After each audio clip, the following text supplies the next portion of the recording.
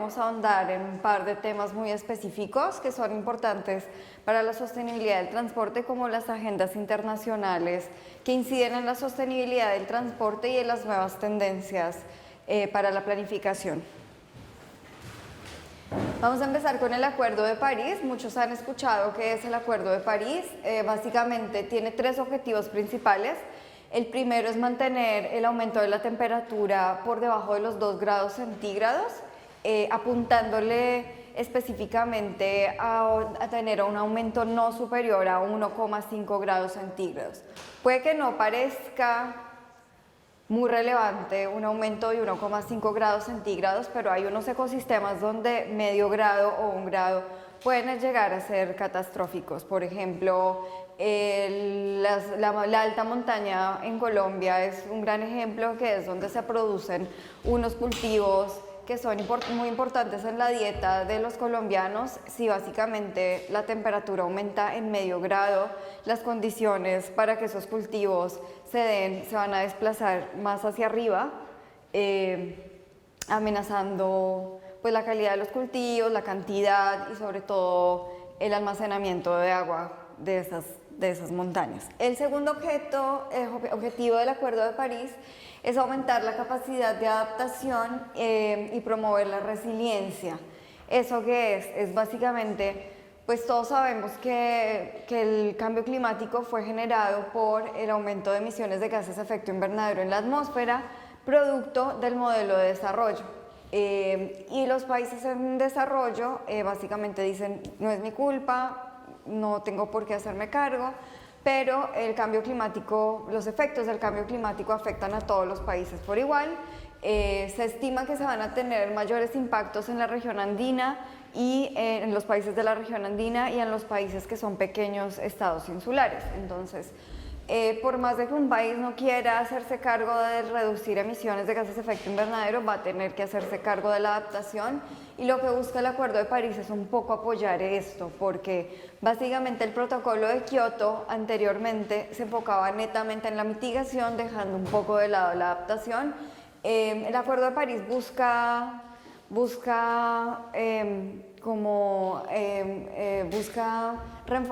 reforzar la acción en la adaptación, pero ahí están, todavía no se ha terminado de definir. El año pasado se definió el libro de reglas del Acuerdo de París, donde básicamente los temas de adaptación quedaron por definirse. Vamos a ver qué pasa en este próximo diciembre, que se va a llevar a cabo la Convención de las Partes en Chile. Teniendo en cuenta que la convención se va a llevar a cabo en un país de América Latina, se espera que los temas de adaptación cobren mucha más importancia. Y el tercer objetivo del Acuerdo de París es básicamente incrementar el financiamiento para apoyar la mitigación en los países en desarrollo. Más adelante vamos a andar en este tema porque vamos a ver si eso es tan así o no tan así. Básicamente el Acuerdo de París se implementa a través de unos compromisos voluntarios que se llaman NDC o contribuciones nacionalmente determinadas. Se llaman NDC por la sigla en inglés, pero básicamente la NDC es como un documento abarcativo que comprende todas las acciones y los objetivos de un país en temas de adaptación y de mitigación. Entonces, básicamente lo que se busca es agarrar todas las NDCs de todos los países, sumar los objetivos o las metas a las cuales le están apuntando, y a final de cada 2 años lo que se hace es evaluar si esos objetivos son lo suficientemente ambiciosos para cumplir el objetivo de mantener el calentamiento global por debajo de los 2 grados.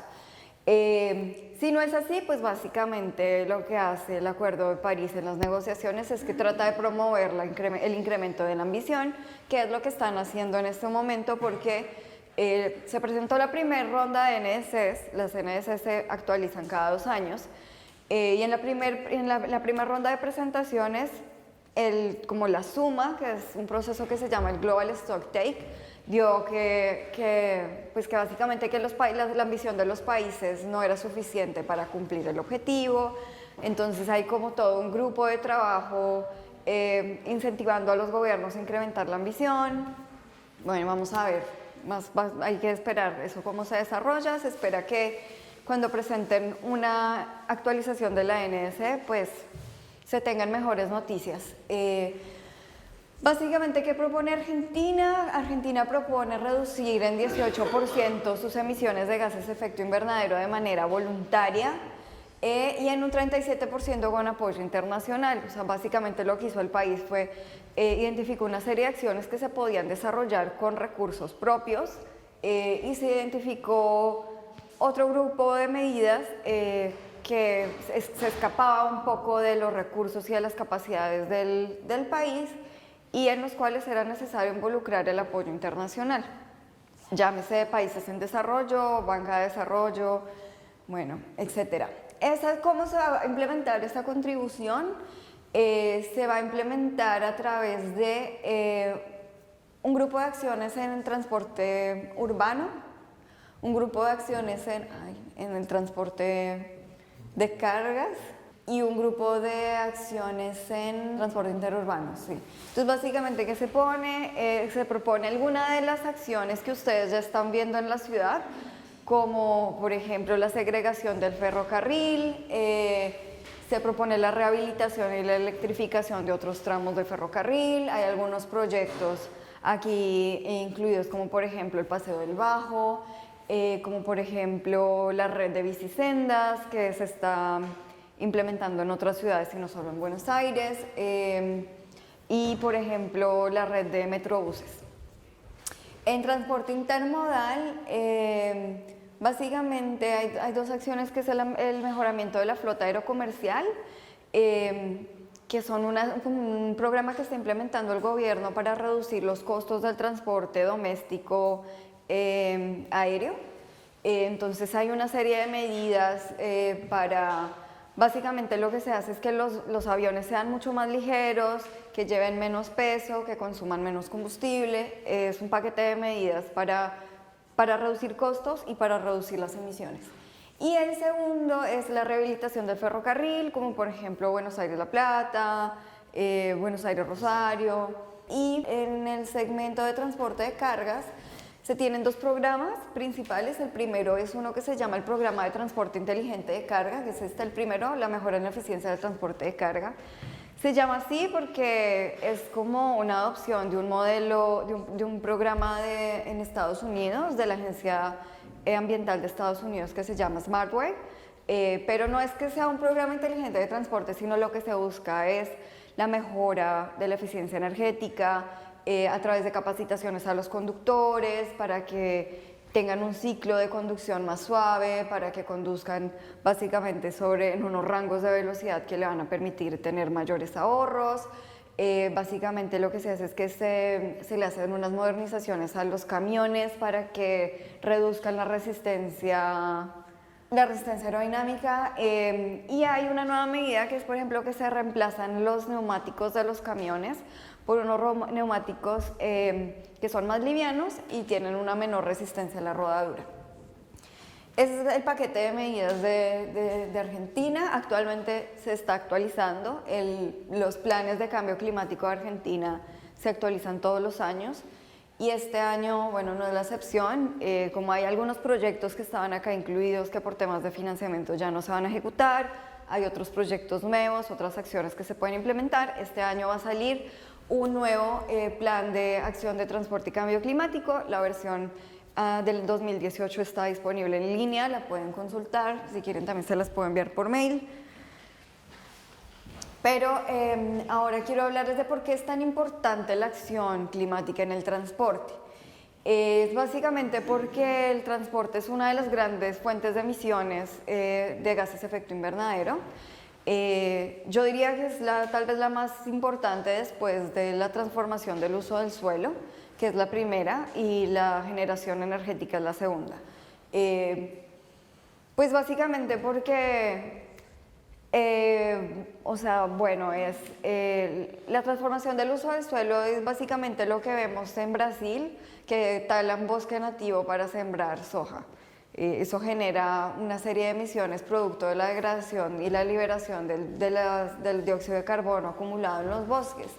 ¿Es un problema grave? Sí, pero el transporte es la fuente que está creciendo más rápido. Crece más rápido que la tala de bosques.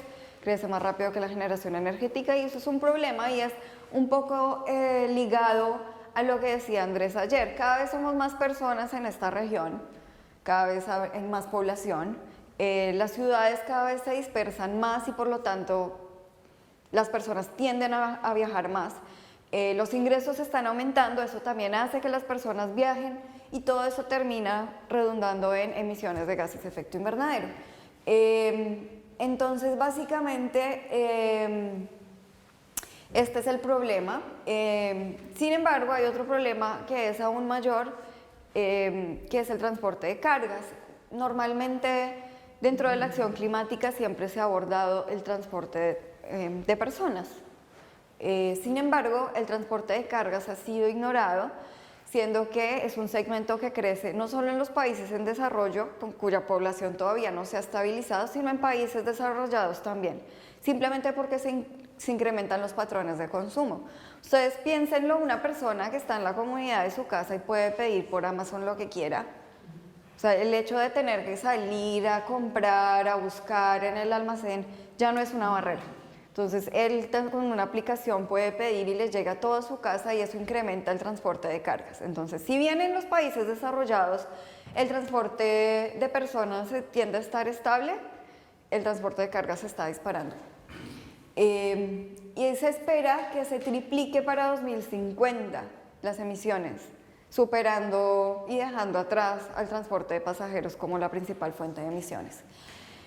Y básicamente, bueno, el reto es, hay unos expertos que dicen que las emisiones tienen que reducirse entre 70 y 80% por debajo de los niveles de 2015, o sea, no ni siquiera los niveles de 2019, sino de los de 2015, o sea, es reducir casi el 100% de las emisiones de hoy, y es, o sea, imagínense ustedes la cantidad de colectivos que circulan nada más en esta ciudad todo el día, la cantidad de autos y de tener esas emisiones así simplemente no es posible, es un reto muy grande. Entonces, ya les hablé de qué propone Argentina en su contribución. Básicamente lo que hicimos fue una revisión de todas las contribuciones de todos los países y se encontró lo siguiente: a pesar de que es el sector que crece más rápido en términos de emisiones, solamente un 8% de las emisiones establece objetivos de mitigación para el sector transporte. Y de ese porcentaje, bueno, el 64%, o sea, más de la mitad, incluye acciones para el transporte de pasajeros. Y solamente el 21% incluye medidas en el transporte de cargas. Las otras medidas, ustedes mirarán el resto, las otras medidas son medidas de política como más abarcativas, temas regulatorios, y aún así, siendo que somos un continente súper vulnerable, porque de los 100 países más vulnerables frente al cambio climático, 27 de esos países son de América Latina. Sin embargo, solo 29 NDCs priorizan la adaptación en el sector transporte. Entonces, es como... Bueno, igual, o sea, el cambio climático es una realidad, se va a incrementar, va a ser cada vez peor y los sistemas de transporte son los que más le cuestan a un país y no se está haciendo nada para protegerlos. Y de estas 29 NDCs hay 10 que incluyen medidas como evaluaciones de vulnerabilidad y planificación de la resiliencia, que es básicamente tomar la red de transporte, identificar dónde se presentan los deslizamientos, las inundaciones, el aumento de la temperatura y cruzarlo contra la red y bueno, empezar a identificar qué parte de esa red sería más vulnerable, qué acciones tengo que implementar para no tener que salir simplemente a responder a la emergencia, que es lo que tradicionalmente nuestros gobiernos les encanta hacer. Sin embargo, hay una serie de opciones para reducir esas emisiones, que son, por ejemplo, las mejoras en la eficiencia energética, por ejemplo, motores más nuevos, lo que yo les decía, tener vehículos más livianos, tener un ciclo de conducción mucho más suave. Todo ese tipo de medidas pueden llegar a reducir hasta un 29% de las emisiones. El uso de biocombustibles también es una medida súper controversial, hay gobiernos que están a favor, hay gobiernos que están en contra. Yo creo que también depende un poco del ciclo de vida de los combustibles. Si los biocombustibles se producen sin la necesidad de talar bosques vírgenes, pues bienvenidos. Si no hacen competencia con la comida y no incrementan los precios de la comida, bienvenidos. Si no, hay que repensar un poco la política. Las medidas de electrificación, que son súper populares en nuestra región, sin embargo, no tienen tanto potencial de mitigación como, por ejemplo, las estrategias para intentar mover a la gente a otros modos de transporte menos contaminantes, como la caminata, el transporte público, la bicicleta. Les voy a presentar 3 casos de estudio. Este es el primero en estos 3 segmentos. Les voy a presentar un caso de estudio sobre mejoras de la eficiencia, otro caso de estudio sobre electrificación y el otro sobre estrategias de evitar cambiar.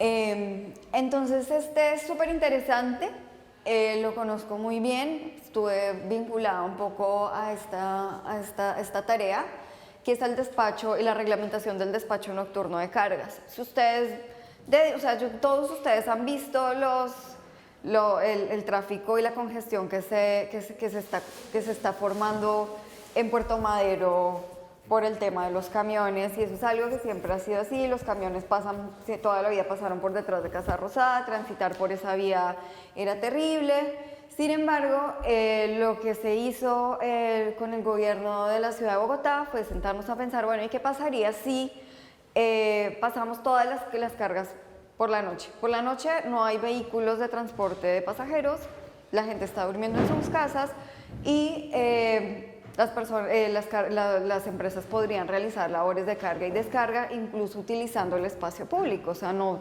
tendrían que acceder a las playas de carga y descarga que están reglamentadas, sino que lo podrían hacer directamente ahí. Entonces dijeron, bueno, tenemos un problema, y es que los vehículos de transporte de carga están generando mucho tránsito, están generando un desgaste de la infraestructura, generan un montón de accidentes.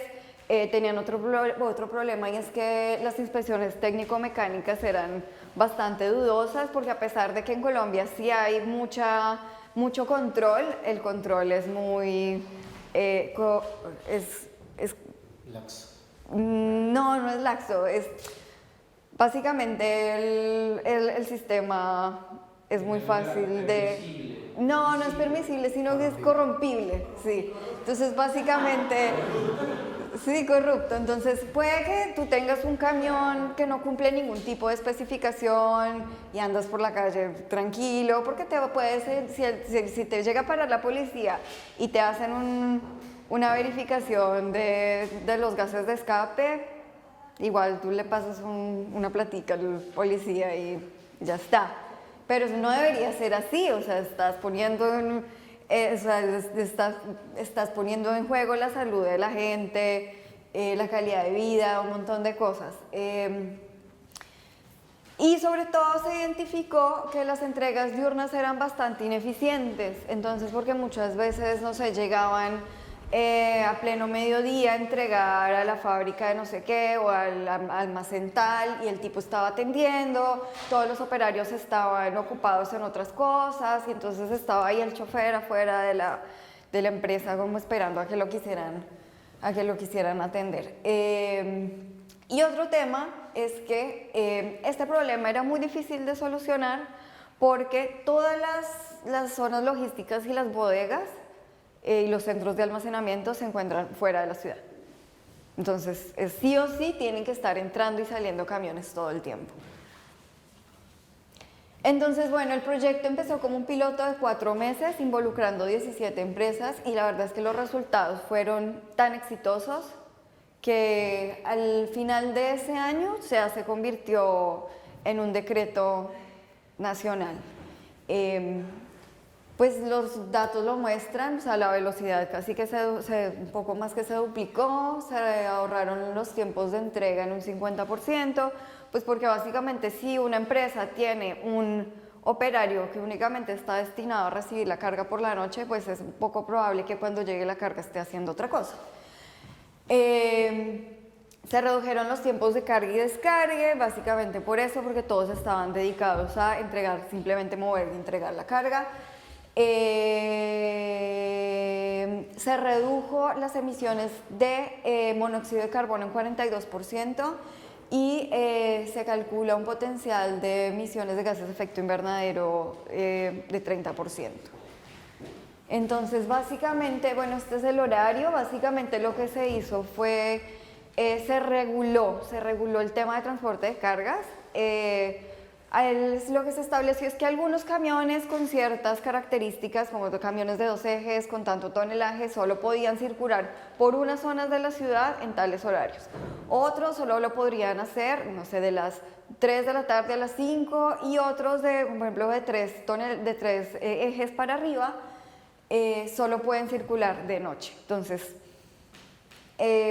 los camiones grandes quedaron básicamente relegados a realizar el despacho de cargas por la noche, y hay otros que pueden o no pueden hacerlo. En el día están limitados a circular solo por unas zonas de la ciudad, y en la noche ya no tienen ninguna restricciones. Entonces, básicamente eso incentiva a que todas las empresas se vayan acomodando. Tiene unos temas que son importantes resolver, como por ejemplo el tema del ruido. O sea, si tú vives cerca de una fábrica, de noche va a ser mucho más difícil descansar. Básicamente las medidas que se están implementando son algunas barreras de ruido, unos neumáticos que generan menos ruido, ese tipo de prácticas. Otro tema es la readecuación de los horarios de trabajo, que se pensó que iba a ser un problema, pero la verdad es que los costos operativos, la reducción de los costos operativos ha sido tan importante que para las empresas pagar un operario que esté por la noche pendiente de recibir la carga no les afecta en nada. Ese es si tienen alguna duda, siéntanse libres de preguntar. Ese ejemplo es un caso de estudio súper famoso, es la estrategia de electromovilidad en Chile. Todo el mundo habla de la estrategia de electromovilidad en Chile. Y básicamente, pues esta fue una respuesta a varias cosas.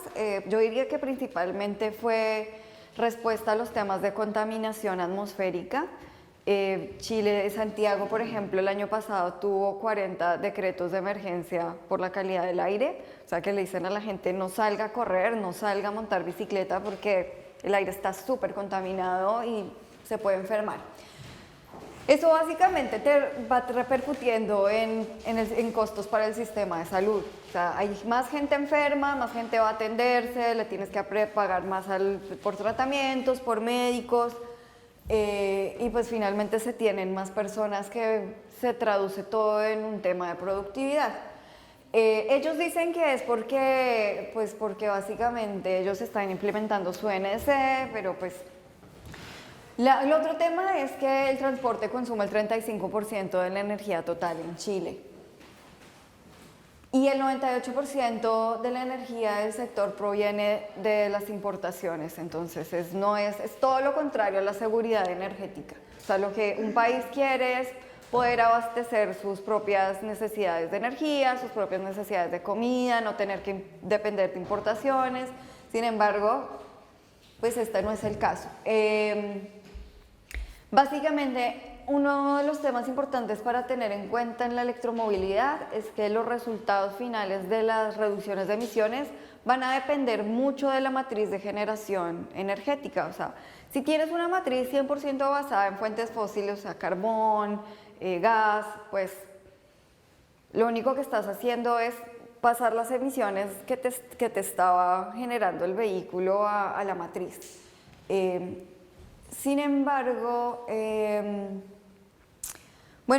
personas que siguen argumentando que así sea una matriz 100% basada en fuentes fósiles, los vehículos eléctricos siguen siendo mejor alternativa que los vehículos convencionales. Pues eso es ahí como medio una discusión. Y básicamente aquí empieza todo el espíritu de la estrategia de movilidad en Chile, y es que se identificaron oportunidades de negocio para el sector privado eléctrico. No está mal, como decía Andrés ayer, o sea, el tema no es generarle negocios al sector privado, sino ponerle unos requisitos. O sea, yo te genero una oportunidad de negocio, pero tú me tienes que dar a cambio ciertas cosas.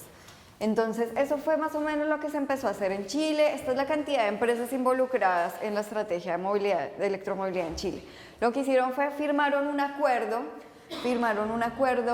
entre público-privado, y básicamente ellos se comprometían a eso, se comprometían a resolver todas esas cuestiones de la electromovilidad. Cuando se habla de la electromovilidad en una ciudad donde no hay absolutamente nada de electromovilidad, la pregunta es, bueno, no tenemos técnicos que reparen los vehículos si se dañan, bueno, pero no tenemos técnicos que reparen las estaciones de recarga si se rompen.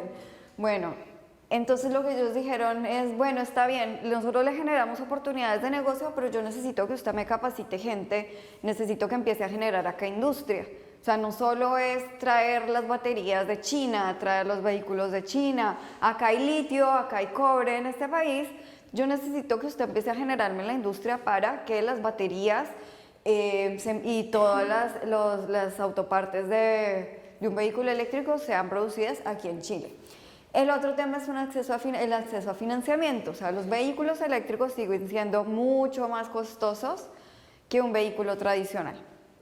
Por más que ha avanzado la tecnología, por más barreras arancelarias que se hayan eliminado, siguen siendo mucho más costosos, y entonces para promover la masificación, algunos bancos que están aquí involucrados lo que hicieron fue generar líneas de crédito para que las personas pudieran adquirir su vehículo eléctrico de una forma mucho más cómoda. También a las empresas de transporte público se empezaron a generar este tipo de incentivos. También se le dijo, bueno, está bien, yo les genero las oportunidades de negocio, pero usted me tiene que generar toda una red de recarga de los vehículos. O sea, usted se tiene que comprometer a eso, cumpliendo las condiciones que yo le doy. Tiene que generarme un mercado. O sea, no es que aquí solo se puede adquirir el auto A o el auto B, no, tiene que traerme una cantidad de vehículos suficientes para que el usuario tenga la opción de decidir. Y sobre todo, el compromiso es trascender los periodos de gobierno. Entonces, no es que termina la presidenta o el presidente y esto es una paga y vámonos y empezamos de cero, sino los compromisos se mantienen y usted en el sector privado es como uno de los garantes de mantener esos compromisos. Entonces, básicamente, la Estrategia Nacional de Electromovilidad lo que estableció fue ese marco de largo plazo, estableció un objetivo a 2050 y lo que hacen los gobiernos es que básicamente desarrollan un plan donde dicen qué van a hacer para cumplir su pedacito para apuntarle a esa estrategia más grande. Entonces, este gobierno lo que hizo fue formular este documento que es la Ruta Energética 2022, donde dice, ok, yo voy a comprometerme a esto para apuntarle a la estrategia general y con estas siguientes líneas de acción. Entonces, la primera, regulaciones y estándares, esto lo voy a dejar para la siguiente slide, básicamente era lo que yo les decía, o sea, el privado se comprometió a una serie de cosas, pero lo tiene que hacer como lo ordena el gobierno. Entonces, por ejemplo, ¿usted qué vehículos me va a traer? Yo le dije que me trajera vehículos, pero ¿qué vehículos me va a traer? ¿Con qué especificaciones? Yo le dije que me desplegara la red de recarga, pero ¿qué tipo de red? ¿Cómo? ¿Para qué tipo de vehículos? ¿Quién las instala? ¿Cómo así? El siguiente es un eje muy importante que es el transporte público y flotas de uso intensivo. Lo que se hace en este eje básicamente es que se buscan flotas que sean demostrativas, no sé, el transporte público, los taxis, los buses de colegio, porque frente a las nuevas tecnologías la gente siempre es muy aversa al riesgo, sí. Entonces, si otro no lo prueba primero y no me cuenta si le fue bien o mal, entonces yo no lo compro. Entonces, lo que se busca con esas flotas masivas es básicamente generar proyectos piloto, donde las personas salgan a decir, sí, esto es buenísimo, me redujo los costos, etcétera, etcétera, y se pueda masificar los vehículos eléctricos. El otro eje es el I+D, que fuera lo que yo les decía, generar investigación y desarrollo para generar industria local. El otro es información y difusión, que es muy importante porque como para romper esos mitos y los miedos de la movilidad eléctrica, ellos se han encargado de generar unos documentos que están en línea, los pueden buscar, son guías de buenas prácticas, se llaman guías de buenas prácticas para la movilidad eléctrica. Básicamente ellos lo que buscan es contarles un poco más, en un lenguaje mucho más amigable a la gente, este tipo de cosas, mostrándole los beneficios de la movilidad eléctrica. El siguiente eje es la electromovilidad y la sostenibilidad, era lo que yo les comentaba de la matriz energética. Básicamente lo que busca Chile es incrementar la participación de las fuentes renovables para que los beneficios de la electromovilidad se multipliquen. Y finalmente, bueno, el eje 7 de esa estrategia es el desarrollo de capital humano en electromovilidad, que son esas personas encargadas en realizar el mantenimiento de los vehículos, las instalaciones, los servicios técnicos, todo esto. Entonces, las regulaciones, yo les dije que se los quería dejar para una slide, es porque quiero hacer especial énfasis en esto. Esta imagen fue sacada de otra presentación, les llaman los Little Monsters. Son todos los tipos de conectores que hay para los vehículos eléctricos. O sea, parece una caricatura, pero la verdad es que unos son chinos, los otros son europeos, los otros son... Bueno, ¿y qué pasa? Pasa que, por ejemplo, lo que pasó en Bogotá. El gobierno compró como una flota de taxis eléctricos que venían con un tipo de cargador, y ahora los vehículos y todos los cargadores que están instalados en la calle vienen aptos para ese tipo de cargador, y los vehículos comerciales que están llegando al país tienen otro tipo de cargador.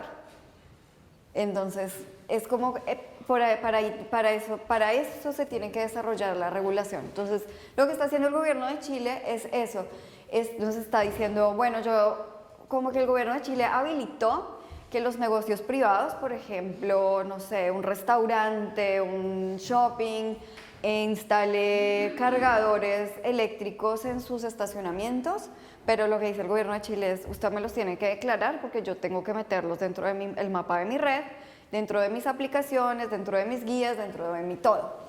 El otro es el normativo de diseño de electrolineras, que era lo que yo les decía, es, bueno, no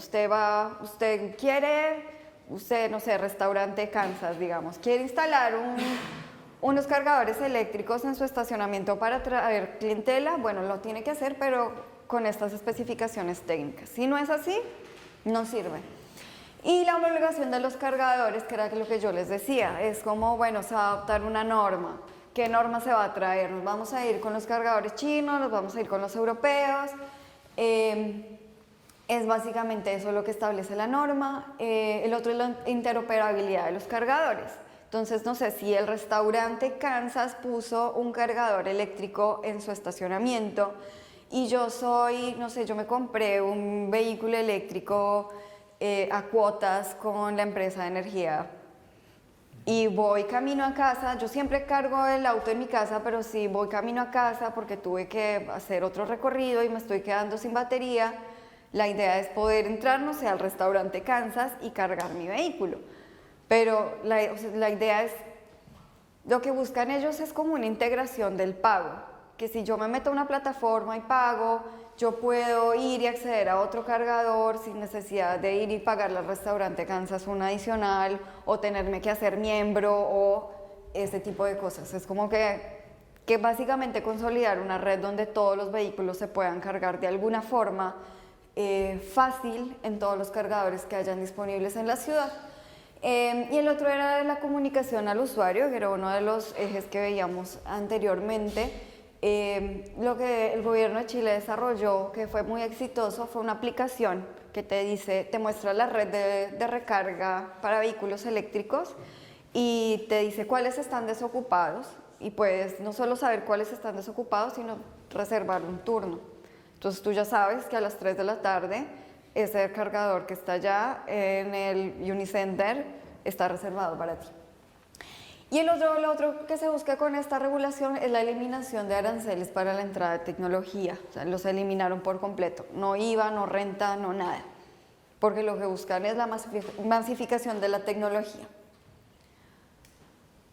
Y básicamente, después del proyecto piloto que terminó el año pasado, a finales del año pasado se decidió masificar la tecnología. Entonces se compraron 200 unidades de buses eléctricos y aquí viene lo interesante, es que como la gente lo valora más por los temas de calidad del aire y por todos los episodios de declaración de emergencia, pues básicamente la gente está dispuesta a pagar más.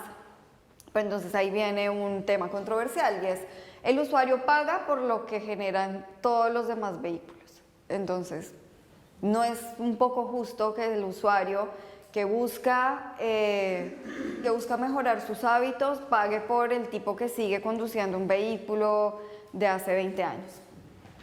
Y otra de las flotas donde se empezó la masificación de la tecnología fueron los taxis eléctricos, con una compra de 60 taxis eléctricos. Se está empezando la incorporación en otras ciudades y se han generado algunos beneficios como los cupos preferentes para taxis. ¿Cómo se llaman los cupos para los taxis acá en Argentina? Las licencias. Sí, como unas licencias preferentes para los taxis. En este año se va a firmar otro nuevo compromiso público-privado. Yo me imagino que para acelerar la masificación y para llevarla a otras ciudades de Chile. El último caso de estudio es el programa de bicicletas públicas de México. Presento porque es del único que tengo datos. Es igual al programa de bicicletas públicas que hay acá en Argentina, solo que este es pago. Lo cual, pues no sé, como que si la bicicleta se promueve como un instrumento de equidad, como un instrumento de economía, pues no sé, como que hay gente que debate que tiene que ser pago, hay gente que debate que tiene que ser público. Sin embargo, lo interesante de este caso de estudio es que ya empieza a incorporar bicicletas eléctricas. También se tiene una plataforma donde tú puedes ver dónde están los puntos para adquirir y entregar y recargar bicicletas eléctricas. Tiene resultados muy interesantes también y es como que se logró bajar mucha gente del vehículo particular. Sin embargo, también se logró bajar el doble gente de transporte público. Pero bueno, o sea, se está descongestionando el transporte público, igual se está haciendo en modos sostenibles, entonces no sé, en el neto no estaría tan mal. Se reduce el potencial de reducción de este programa de bicicletas, es muy interesante. Porque para el próximo año la cantidad de reducciones, bueno, si yo les digo a ustedes 360.040 toneladas de CO2 removido de la atmósfera, tal vez no signifique mucho, pero si yo les digo que es equivalente a plantar casi 11.000 árboles, pues ya estamos hablando de números importantes. Aquí se puede pagar por día, por semana y por mes, son 3 planes de pago. Y la verdad es que el transporte público en México es muy barato, entonces o sea, como que la gente se termina bajando del transporte público a pasarse a la bicicleta porque los tiempos de viaje se reducen un montón, básicamente por el tema de la congestión del tránsito. Pero en costos, yo creo que, o sea, para mí vendría siendo un poquito más barato, pero no mucho.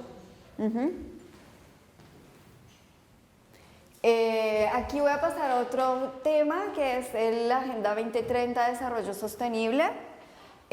Pues empezó en 1992 con la Cumbre para la Tierra, donde pues básicamente se firmó la Declaración de Río en respuesta al modelo de desarrollo. Entonces básicamente se dijo eso, como bueno chicos, el modelo de desarrollo que estamos implementando está generando una serie de impactos negativos y lo que hacemos es que tenemos que intentar llevarlo algo más sostenible. Tuvo, como todos los temas ambientales, tuvo un ímpetu así súper importante en los primeros años que luego se fue disolviendo. En el año 2000 se adoptan los Objetivos de Desarrollo del Milenio, que eran 8 objetivos de súper macro, Básicamente era como para medir los compromisos que se habían adquirido en 1992. Sin embargo, como eran indicadores tan amplios, como que habían temas al interior que se escapaban y se quedaban por fuera, básicamente el balance de los ODMs es súper positivo, pero principalmente por eso. Solo hay un par de indicadores que se quedaron atrasados, como la eliminación del hambre y el acceso al agua. Sin embargo, pues como en vista de que habían tantos temas al interior, y cuando se finalizó la vigencia de los Objetivos de Desarrollo del Milenio, que fue en 2005, bueno, se volvieron a reunir otra vez en Río, la cumbre de Río +20, y dijeron, bueno, ¿y ahora qué vamos a hacer? Ya se cumplió la vigencia de los Objetivos de Desarrollo del Milenio, y la verdad, honestamente, es que nadie sabía qué hacer. O sea, ustedes preguntan qué pasó en Río +20, no pasó mucho, nadie quería proponer nada, nadie se quería comprometer a nada. Y entonces, ¿cómo surgieron los Objetivos de Desarrollo del Milenio? Alguien levantó la mano y dijo, bueno, traigo esta propuesta, son unos indicadores, la idea es como entrar al interior de esos ODM y ver en qué nos quedamos atrás. Entonces, eso se convirtió en el lema de los objetivos de la Agenda 2030, y es no dejar a nadie atrás, porque se dieron cuenta es precisamente eso, que habían indicadores que a pesar de que la medición general daba positiva para, no sé, para un país, entraban al interior de las ciudades y los indicadores estaban totalmente retrasados. Entonces dijeron, bueno, el contexto ha cambiado también mucho, incorporemos temas que en ese momento no fueron importantes, metámoslos y empecemos a incorporar indicadores mucho más desagregados. Entonces son 17 objetivos de desarrollo sostenible, yo les voy a hablar aquí de estos 8, que son donde el transporte tiene incidencia directa o indirecta. Entonces aquí abajo van a encontrar las metas, cada indicador por adentro tiene metas, son 166 metas en total. Entonces, vemos que están resaltadas en negrilla las metas donde el transporte tiene incidencia directa, y aquí esto es un balance de cómo están esos indicadores a 2018. Entonces, sí vamos a ver, pues básicamente el objetivo 16, que es el de la consolidación de paz, es el que está peor, pero también vemos el 9, que es el de infraestructura, que está peor. Tenemos otros, por ejemplo, como la eliminación del hambre, que también está bastante quedado. Acceso a la salud también súper quedado. Estos son todos los países de América Latina y el Caribe. Entonces ahí vamos viendo dónde están los retos. Sin embargo, estos indicadores también siguen presentando algún tipo de rezago, porque, por ejemplo, si le echan una mirada al objetivo 5, es como que, bueno, las cosas van mejorando. El objetivo 5, que no se puede ver aquí, no se puede leer, es equidad de género. ¿Ustedes creen que la equidad de género en esta región va mejorando? Sí. Yo no. Estos son con base en datos que reportan los mismos países a través de sus institutos nacionales de estadística. Entonces, ¿Verdes que van bien? Verdes que van bien, sí. Bueno, yo tampoco lo creo. Vamos a entrar en los objetivos donde el transporte tiene incidencia directa. El primero es el objetivo 3, que es garantizar una vida sana y promover el bienestar de todos a todas las edades. Entonces tiene una meta que es para 2020 reducir a la mitad el número de muertes y lesiones causadas por accidentes de tráfico en el mundo. Entonces, si vemos cómo está el balance del objetivo 3, pues vemos que estamos bastante complicados. ¿Cómo son los datos? Pues básicamente se tiene que en la región, en América Latina y el Caribe, hay un promedio de 16 muertos por cada 100.000 habitantes. Es bastante alta si se compara con la de los países desarrollados. Y hay otros casos que son más graves, como los países de Centroamérica, donde los datos están en 19, 20, 22, llega Honduras más o menos. Entonces, ¿qué se puede hacer aquí? Es adoptar, hay una nueva visión que se está promoviendo, que es la visión 0, que son esfuerzos mucho más agresivos en el tema de seguridad vial, que no se limitan solo a educación en seguridad vial, sino se traslada al diseño de las vías, que el diseño de las vías tienen que ser más seguras, al diseño de los vehículos tienen que ser también mucho más seguros, entonces se empieza a incorporar el tema del freno asistido, del estacionamiento asistido, se incorporan ahí cuando se empiezan a generar las regulaciones sobre la cantidad de airbags que hay en un vehículo, las alertas que emite el vehículo y sobre todo se empiezan a generar unas estrategias enfocadas en los usuarios vulnerables, que son niños, ciclistas y peatones, sí. Entonces, bueno, si vemos cómo están los datos de accidentalidad vial. Pero una pregunta, pero por conocimiento, ¿los vehículos eléctricos hacen menos ruido que el automóvil? Sí. ¿Hay algún riesgo por ahí mayor que provoquen accidentes simplemente porque la gente no se escucha, los peatones? Pues no sé, yo me imagino que una persona que tenga una discapacidad auditiva tal vez, pero le va a pasar lo mismo con cualquier vehículo. No, porque el auto eléctrico no se oye. Si agarras ahora un Toyota Prius que es Sí. híbrido, vas a ver que casi no se oye. En Japón le pusieron una bocinita para que detecta si está cerca de la persona y hace ruido, hace una bocina automática. Sí, también se les instalan Porque sensores. tampoco porque haya gente que no escuche, no vas a empezar a hacer contaminación acústica. Entonces, el coche tiene un sensor y cuando detecta alguna cosa que se está acercando, suena y ahí te pega un bocinón para que te espabile. Pero Lo que la tienen- persona que tiene discapacidad tiene que saber cuando se está moviendo. Sí. Lo que tienen los vehículos eléctricos es que casi todos tienen sensores. Entonces, si detectan un obstáculo a tantos metros, se detienen automáticamente. Bueno, aquí les muestro cómo está el tema de la tasa de mortalidad por accidentes de tránsito en América Latina.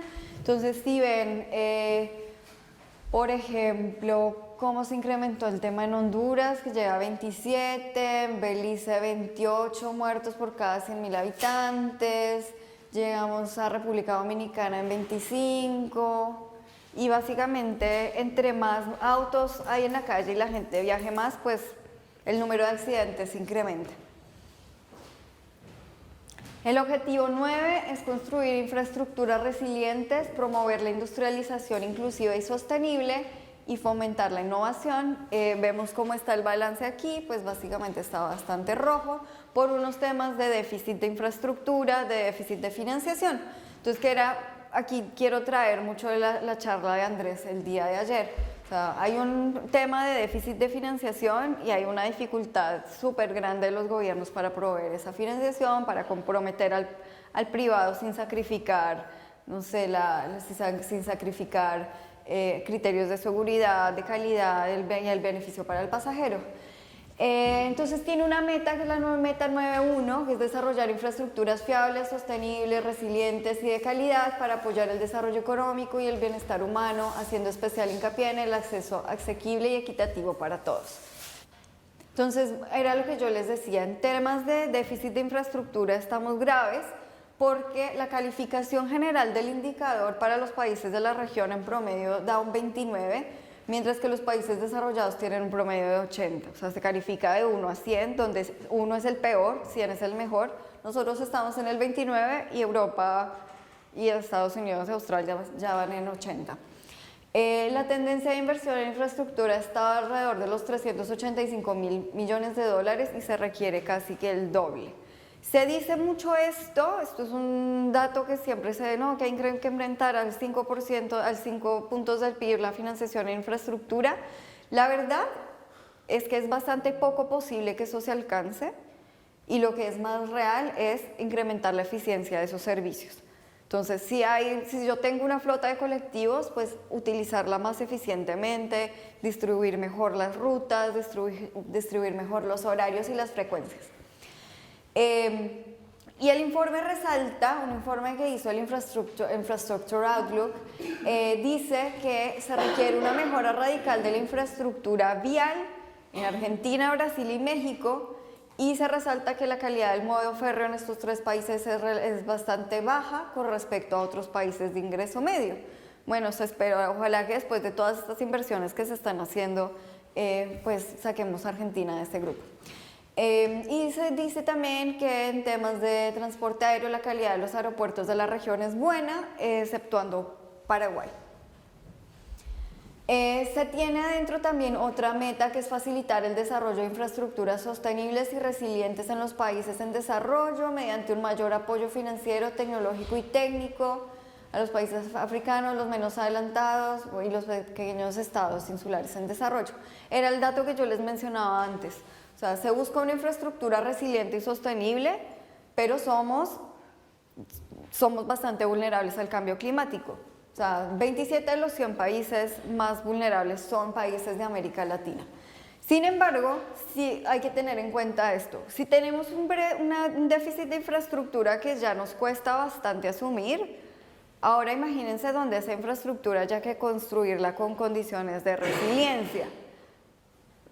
O sea, hay que pensar un poco que si yo invierto en la resiliencia de mi infraestructura es porque yo quiero cuidar mi inversión. O sea, yo invertí en este puentecito, yo le voy a hacer estas obras adicionales para que cuando llegue la inundación, para que, no sé, para que cuando llegue la nevada, el aumento de la temperatura, ese puente siga funcionando bien. Sin embargo, obviamente que esta infraestructura va a ser mucho más costosa. Se estiman costos de entre 17 mil millones y 27 mil millones de dólares para la región. Sin embargo, también se dice, bueno, esto cuesta, pero no hacerlo también cuesta. Porque si usted hace un puente que no tiene unas condiciones suficientes de drenaje y viene una inundación, bueno, igual el puente va a parar, no sé, le va a pasar algo y usted va a tener que salir a construir otra cosa o a reconstruir. Entonces, básicamente se habla mucho de que los costos no invertir en adaptación rondan entre el 1 al 5% del PIB, se pueden incrementar a 2.2% del PIB frente a un aumento de 2 grados centígrados. O sea, es básicamente porque mientras más aumenta la temperatura, se van teniendo más impactos de cambio climático y las infraestructuras van a estar sometidas a condiciones mucho más inclementes, pues que les van a implicar mayor riesgo de desastre. Entonces, bueno, y lo que yo les decía es también este tema de incrementar la financiación para la adaptación en los países. Bueno, queda un poquito ahí como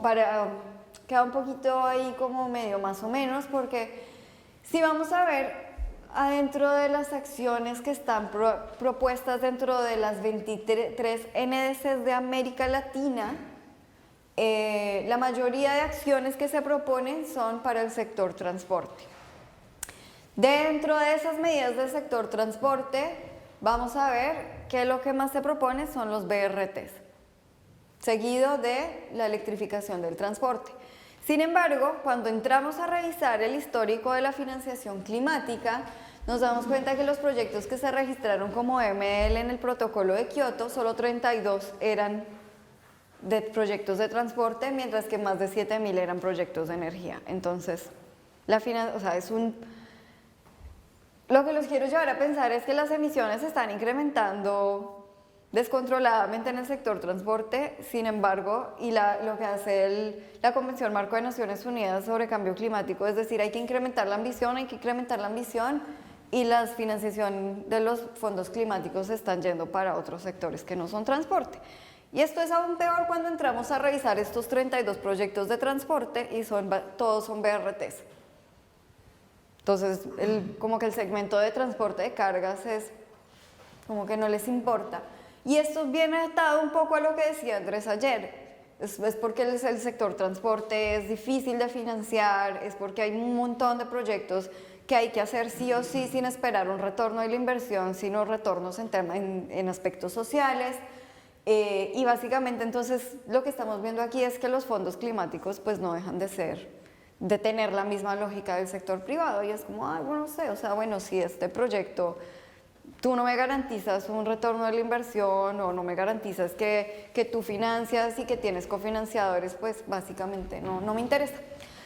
Y aquí, bueno, básicamente uno de los objetivos del Acuerdo de París es movilizar 100.000 millones de dólares anuales para la implementación de las NDCs. Entonces, como que todavía no se sabe si esta tendencia de no financiar al sector transporte va a seguir. Eso lo vamos a ver a final de este año, básicamente. Y vamos a pasar al objetivo 11, que es lograr que las ciudades y los asentamientos humanos sean inclusivos, seguros, resilientes y sostenibles. Entonces, cuando vamos a ver el balance, es como que ya hay muchos más en naranja y en amarillo. Eso quiere decir que vamos bien, vamos por buen camino. Entonces vemos una meta que dice de aquí a 2030 proporcionar acceso a sistemas de transporte seguros, asequibles y sostenibles para todos y mejorar la seguridad vial, en particular mediante la ampliación del transporte público, prestando especial atención a las necesidades de las personas en situación de vulnerabilidad, las mujeres, los niños, las personas con discapacidad y las personas de edad. Entonces, básicamente de la charla de Andrés, ¿qué podemos concluir? Que cuando hablamos de asequibilidad, queremos decir que se debe introducir algún instrumento para hacer que todos podamos acceder a las tarifas de transporte de forma equitativa. Y lo que decía él ayer es que los gobiernos de la región no quieren comprometerse con el tema de subsidios. Entonces, ¿vamos bien? O sea, ¿cómo vamos bien en temas de equidad en el acceso al transporte? No me parecería. Otro tema que se presenta mucho es el tema de la seguridad, de la seguridad en el acceso a los sistemas de transporte. Vemos todos los días cómo roban a las personas arriba de los colectivos y no se incluyen metas de seguridad física adentro del objetivo de desarrollo sostenible. Sin embargo, vemos que el objetivo va avanzando. Entonces ya hemos identificado un tema que se queda por fuera de ese objetivo de desarrollo sostenible. Es como, y si a la gente la roban arriba del micro, ¿qué? Esos indicadores no están contabilizados dentro de los indicadores de seguridad vial. Y el otro tema es un tema de accesibilidad. No hay indicadores que estén aquí incorporados que midan el tema de la accesibilidad. Entonces, era lo que yo les decía, como que estos indicadores son mucho más desagregados, pero algunas sí siguen dejando gente atrás, que es precisamente lo que no quieren. Y para terminar, quiero pasar a un tema que me encanta, que es el tema del género en transporte, que está atado al último objetivo de desarrollo sostenible. Y es básicamente, yo quisiera que las fotos que yo veo en las noticias y en los diarios todos los días fueran así, pero la verdad es que no son tan así. Si entramos al objetivo de desarrollo 5, que era lo que yo les decía, que se está mostrando más en naranja y en amarillo, quiere decir que va avanzando un poco más. Hay una meta que dice reconocer y valorar los cuidados y el trabajo doméstico no remunerados mediante servicios públicos, infraestructuras y políticas de protección social. Sin embargo, cuando vamos adentro de los datos, cuando vamos a las investigaciones, vemos que el 70% de las mujeres han sido acosadas en el transporte público. Yo les quiero preguntar, ¿alguna de ustedes se ha sentido acosada en el transporte público alguna vez en su vida? Es muy raro el caso de la persona que dice que no. Y en mi opinión es porque es una persona que ha tenido poco uso del transporte público. Y depende de la zona donde vaya. No, en todas las zonas también. No, o sea, depende de la zona. Hay lugares donde se incrementa. Sí. En México es imposible, en América Central es un delirio. Sí, las mujeres van así. Y llevan, bueno, en Nicaragua llevan cuchillo las mujeres. Sí. Sí, no, parece una locura, pero... bueno, la cifra aumenta al 80% si se trata de mujeres con niños. O sea, si yo voy sola, bueno, pero si voy con mi hijo, peor. No debería ser así. Todos deberíamos poder tener la tranquilidad de subirnos al colectivo sin que nada nos pase, sin estar pendientes de que se me acercó, de que me tocó, o sea, no tendría... En México habían planteado, creo, dividir el autobús. Ya vamos a eso. Y esto también responde un poco a que las mujeres, básicamente, o sea, hay muchas más mujeres que hombres que se dedican a los trabajos de los cuidados y el hogar. Y hay muchos más hombres que mujeres que tienen trabajos con horarios de oficina. Sin embargo, La infraestructura se ha diseñado para mover y sacar gente desde y hacia el centro.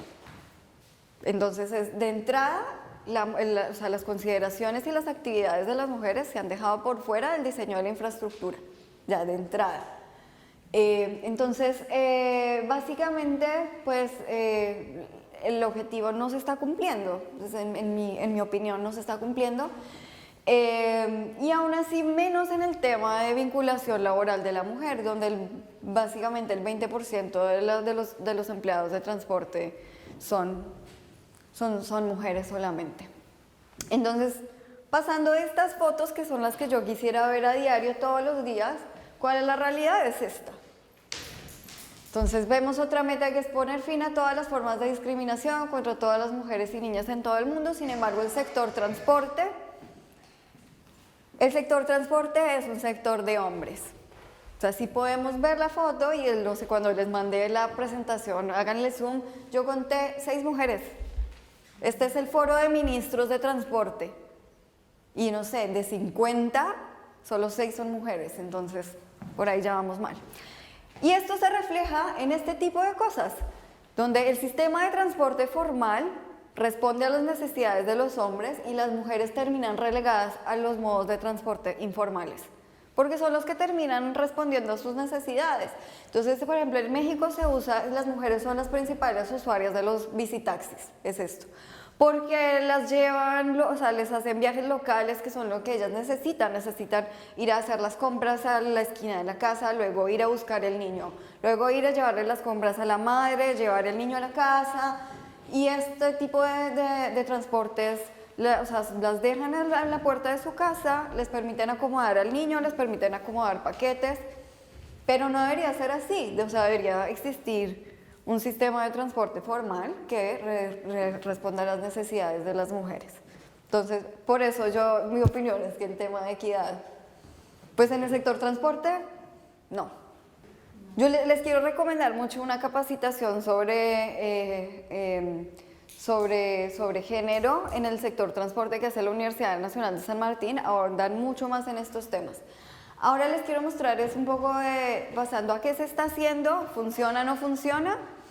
Tenemos la línea de ayuda y de asistencia del gobierno de la ciudad. Es básicamente una estrategia adoptada de otros países donde también se está haciendo, porque lo que los estudios también han señalado es que la frustración de las mujeres también viene del que frente a las quejas nadie hace nada, o que simplemente en algunos países directamente no tienen dónde quejarse. O sea, van a la policía y le dicen, es que me tocó ay, bueno, señora, váyase para su casa. O sea, y es como, no tiene que ser así. Esta línea básicamente lo que está haciendo en este momento es que está recolectando datos para medir cómo es el acoso. Entonces, si tú mandas el denuncio, pues ya, pum, empiezan a registrar estadísticas. Y lo que hacen es que tienen también unos psicólogos donde te dicen, haga así, haga esto, actúe así, Bueno, en mi opinión es tal vez un poco muy laxo. Yo pienso, no sé, a mí me encantan las reglas. Yo pienso y me encantan las multas. Entonces debería ser como en otros países, donde básicamente un hombre no puede medio acercarse mal a una mujer, es porque si la mujer se siente intimidada, le puede echar a la policía encima. Bueno, es mi opinión personal. Lo otro que se está haciendo es una ley de cuotas femeninas. También es un tema súper debatido. Hay gente que dice no funciona, y es algo más o menos algo que tú mencionabas. La ley de cuotas femeninas, o sea, usted aquí en esta empresa, el 20% de los empleados tiene que ser mujer. Ok, lo hacen, pero no soluciona el problema de fondo. Pero si funciona o no funciona, la verdad yo pienso que es muy caso a caso, y que los resultados tienen que estar sujetos a una evaluación de política más amplia. Pero si vos pones por género a que haya un porcentaje de mujeres, se está excluyendo la capacidad del acceso a esa persona. O sea, olvidémonos de lo que es un puesto de trabajo, es una persona, y el que tiene que acceder por capacidad. Si accede una persona, puede ser varón o mujer, que no es capaz, y puede ser que una mujer o un varón sea más capaz que el otro para ese puesto. En realidad no le estamos dando dignidad a la mujer, porque no accede por capacidad, sino que accede por género. Sí, pero por eso te digo, yo pienso que es muy caso a caso, porque hay algunos casos donde, bueno, sí, está bien, la persona accedió simplemente por ser mujer, pero los resultados es que logró incorporar temas importantes para la mujer. Entonces, es lo que te digo, es muy caso a caso, hay gente que está totalmente en contra, hay gente que está a favor, pero no sigue solucionando el problema estructural. Es la segregación de vagones. Ahí sí, porque vos metés a todos los varones que se maten entre ellos y la mujer que vaya tranquila. Ahí sí, porque estás protegiendo a la No mujer. funciona, tampoco funciona. Mira la foto, mira la foto. Este es... No funciona. Este es el vagón para mujeres. Este es el vagón para las mujeres que hay en Sao Paulo. Y está lleno de hombres. Bueno, pero ahí está porque no hay control. Pone un policía o dos. Igual, sí, bueno, igual no sigue solucionando el problema estructural del acoso. O sea, Vos hoy tenés, por ejemplo, el Mitre y el que va a La Plata. Yo he viajado en el tren que iba a La Plata hace 30 años, donde iban en los techos y vas ahora. Y si sube alguien y se sienta en el suelo, vienen los policías del tren y le dicen levantate, y si no te levantaste lo sacan a patadas del tren. O sea, porque tienen que empezar a respetar lo que es la infraestructura pública. ok, pero, o sea, de nuevo, igual eso no resuelve los problemas de fondo. Exacto. De esto también se ha escrito un montón, también hay gente que está a favor, hay gente que está en contra. Pueden entrar a googlear, no sé, debates que hay en noticieros, en notas de prensa, hay papers a favor y en contra. O sea, mi opinión personal es que no funcionan porque, seamos realistas, nuestros países no tienen la capacidad para realizar ese control. Número uno. Número dos, no soluciona el problema estructural. O sea, aquí hay gente que no siguen, yo digo, si en nuestros países no controlan ni siquiera si una persona paga o no paga la tarifa, tal vez en esto estamos un poco lejos. Sin embargo, lo que se habla mucho también es del uso de las tecnologías para recopilación de datos. O sea, si no se tienen, el sistema de transporte se diseña con base en encuestas origen y destino, pero yo hago las encuestas en un corredor y la persona, las mujeres, no sé, tal vez no viven cerca de ese corredor, podrían utilizarse algunas plataformas y aplicaciones para empezar a recopilar esos datos y empezar a pensar tal vez en no legalizar al bicitaxi, sino proveer tal vez otros tipos de bicitaxis que cumplan condiciones de seguridad, que les provean los servicios o algunos servicios colectivos más pequeños, que hagan recorridos circulares en las zonas. Bueno, o sea, tiene que partirse de la información. Perdóname, acá salió creo que una red de mujeres que eran taxis solo de mujeres. Sí. Se empezaron a ayudar después en Rosario. Sí, en Medellín también existía. En Medellín también existía eso, o sea, frente a los acosos que sufren las mujeres arriba de los taxis y abusos, se generó toda una red, pero lo que o sea, de nuevo, son soluciones súper innovadoras, pero no son problemas estructurales, soluciones estructurales al acoso. O sea,